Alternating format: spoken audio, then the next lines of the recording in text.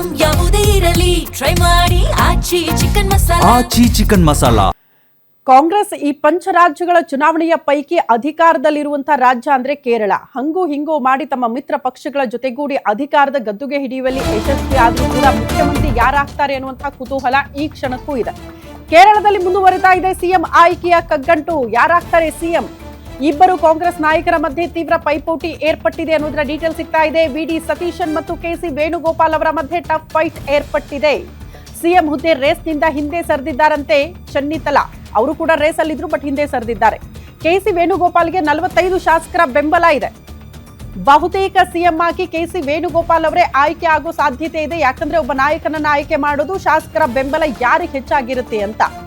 ಹಾಗಾಗಿ ಅತಿ ಹೆಚ್ಚಿನ ಶಾಸಕರ ಬೆಂಬಲ ಪಡೆದುಕೊಳ್ತಾ ಇರೋದು ಕೆಸಿ ವೇಣುಗೋಪಾಲ್.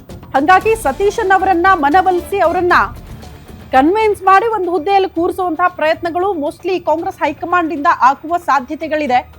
ಅಲ್ಲಿಗೆ ಕೇರಳ ಸಿಎಂ ಆಗಿ ಬಹುತೇಕ ಕೆಸಿ ವೇಣುಗೋಪಾಲ್ ಅವರೇ ಅಧಿಕಾರವನ್ನ ನಡೆಸೋ ಸಾಧ್ಯತೆಗಳು ಕಂಡು ಬರ್ತಾ ಇದೆ. ಕಾರಣ ಶಾಸಕರ ಬೆಂಬಲ ಹೆಚ್ಚಾಗಿದೆ.